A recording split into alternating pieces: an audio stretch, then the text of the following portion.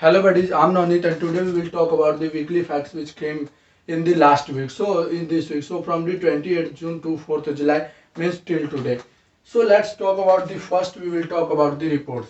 So the very important report, the Global Cyber Security Index report came this week. So this is released by the International Telecommunication Union. Remember that it is a specialized agency of United Nations which actually released this report. So India got the 10th rank and strengthening the cyber security, and out of 100, 97.5 point got India. United States of America topped the global cyber security index, and UK and Saudi Arabia got the second position. Remember that what are the parameters which actually used by indexing or by releasing the global cyber security index. Legal, technical and organizational measures have been taken care. Along with that, the capacity development means the cyber security development and capacity to develop that thing, and the cooperation between the agencies, government, etc. is taken care of while releasing the global cyber security index. So this is all about. Another very important report, financial stability report, actually released by the RBI this week. Reserve Bank of India, which is a central bank of India.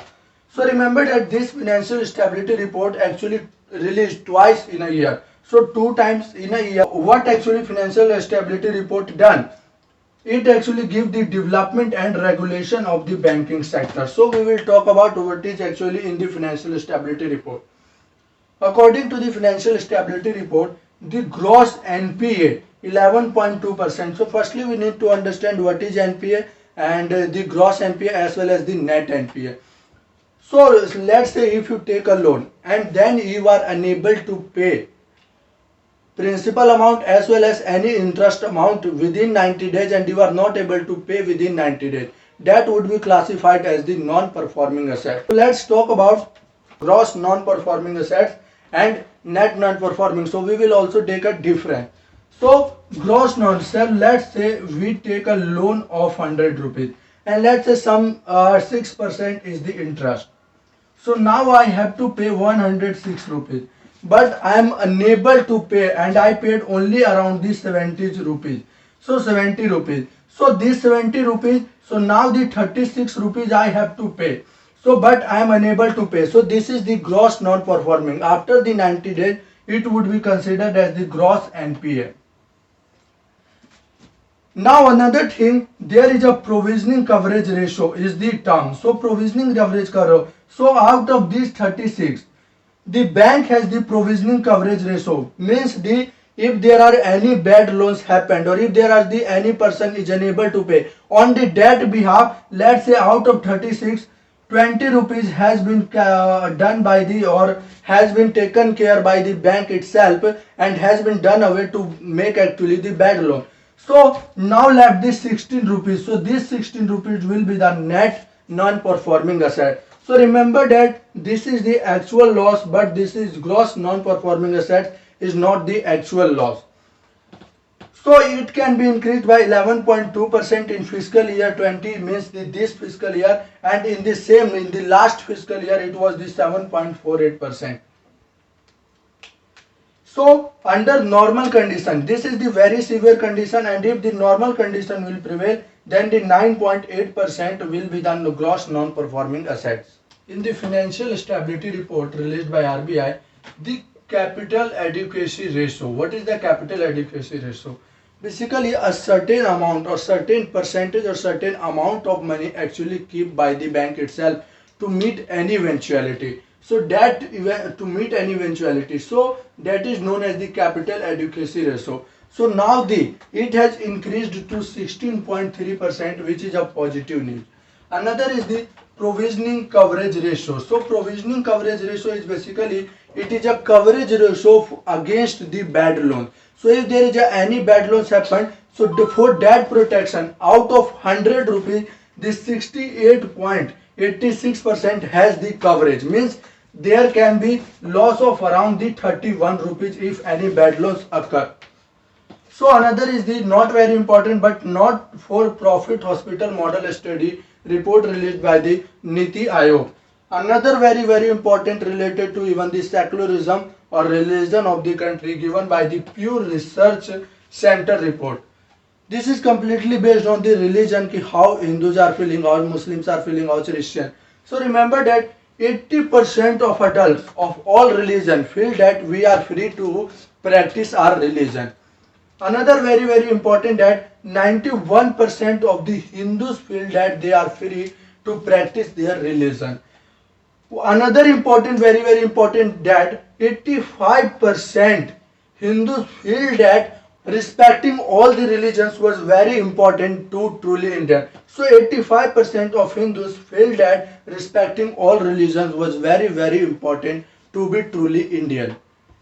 So another very important that Hindus consider respecting other religions is not only a civic virtue but also a religious values.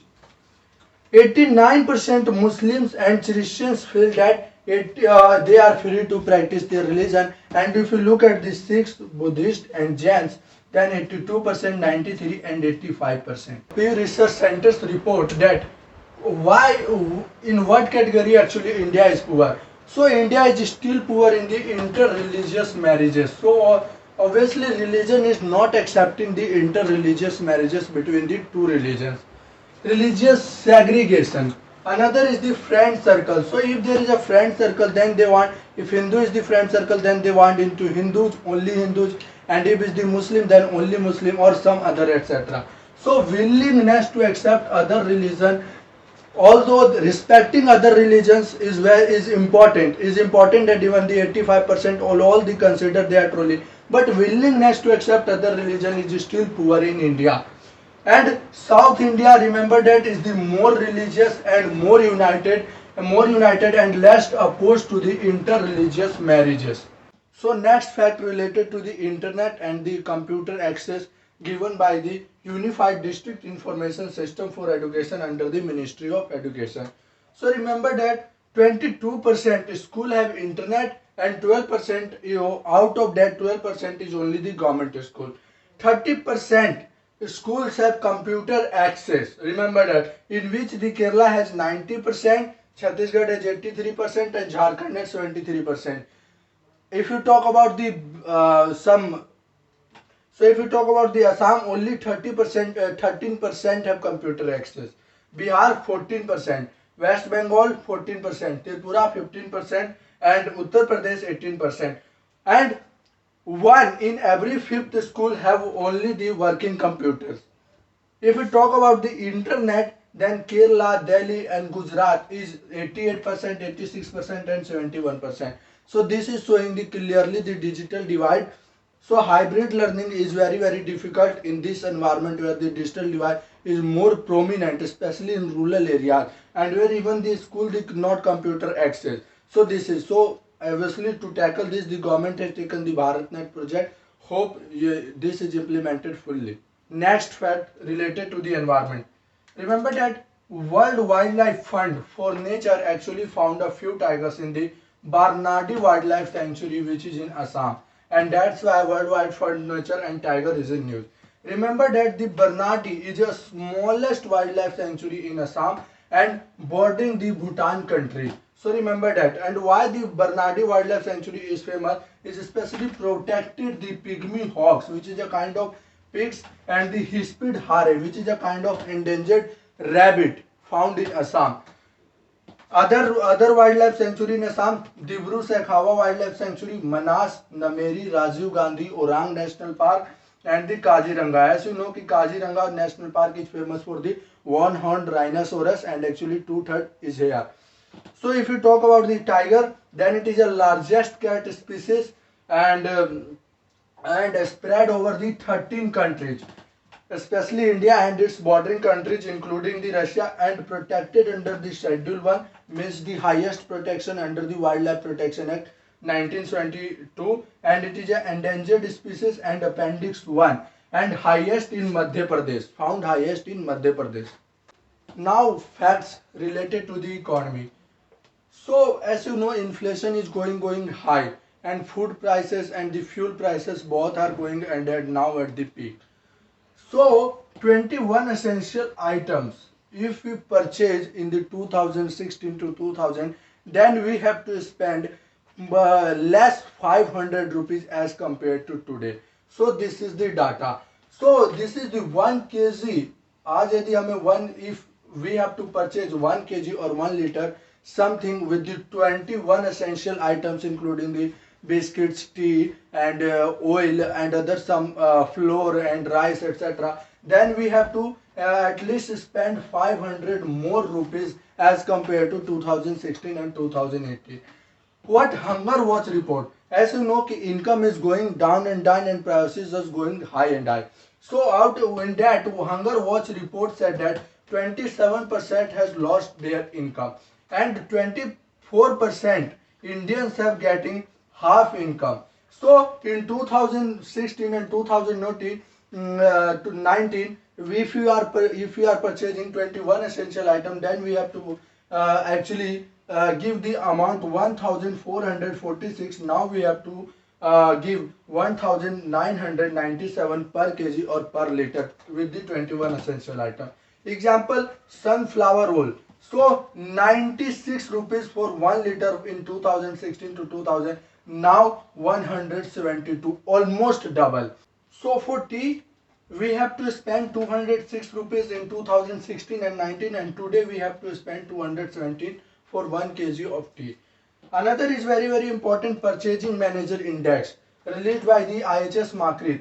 So remember that in June 48.1% in the manufacturing sector as compared to May 15.8. As you know, if it is below 50, then it lead to the contraction, means the in June there is a contraction in manufacturing sector, and if it is more than 50, then it lead to the expansion. So here is the contraction takes place in June.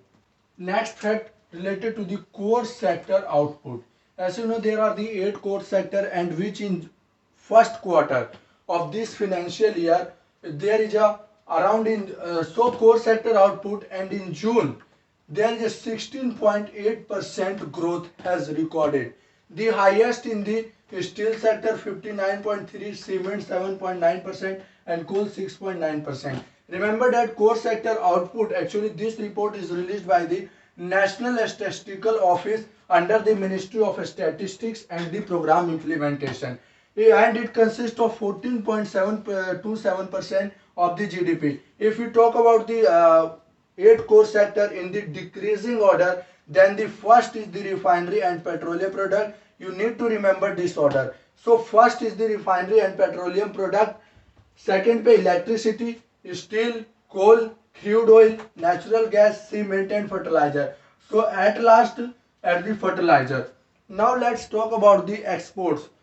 So exports actually highest ever recorded in any quarter. So there is around the $95 billion in the April June, and previously it was $19 billion.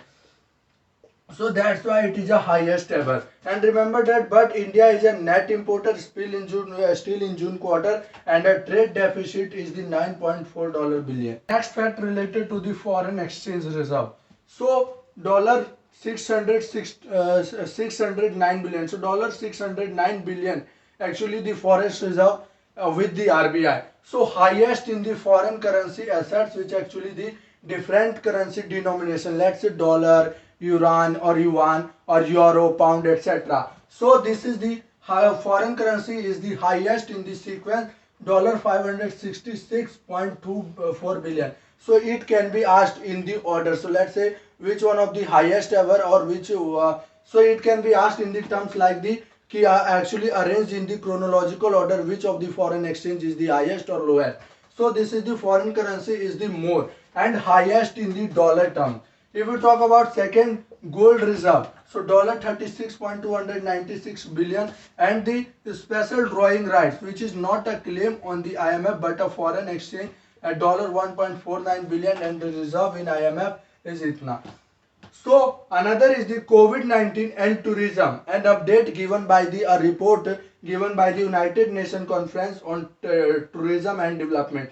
So United Nations Conference on Travel and Development and United Nations World Tourism Organization. given by. So what in this report? This report said that $200 trillion cost of GDP will take place because of the tourism loss during the lockdown. So 60% actually bear the countries or developing countries will cost, and 100 to 120 million jobs are at stake. So this report is given by this organization. Next fact, as the World Health Organization actually declared the China a malaria free country. So remember that malaria is caused by the Plasmodium parasite. So as the why the malaria free country is given a status given to the China, as the no cases recorded in the 4 consecutive years. So remember that actually how and why, how China did it. So there is the approach. So that approach is the multi-pronged approach. So remember that there is a anti-malarial medicine given to the people, and which includes actually the artemisinin. So artemisinin is an anti-malarial drug. So target mosquito breeding areas, actually the mosquito where they are breeding, so they target that area. Another is the insecticide spraying and funds taken by the, as you know, there is an organization related to the HIV/AIDS, and that funds given to this. And another very famous is can be added that 523 project, which include the 500 scientists from 70, so given the advice how to tackle the malaria. Another is the 137 strategy. What is 137 strategy? So in 1 day you have to detect, and in the 3 days you have to prevent the spread of the malaria, and in the 7 days there is a complete diagnosis of that malaria. So this is the approach given. So that's why China declared the malaria free drug by the World Health Organization. Another very important that sea breeze drills happen in the Black Sea between the Ukraine and USA. As you know, there is some warning rocket fired by the Russia in the Black Sea to the UK. So that's why this amid tension and this breeze drills have happened between the Ukraine and USA. As you know, if we talk about the Black Sea bordering countries, then it includes the Ukraine, Russia, Georgia, Turkey, Bulgaria, and the Romania. So it can be asked. So this is all about the weekly facts of this week. So thank you guys. Hope you like this video. You should subscribe my channel. Thank you so much for watching this video.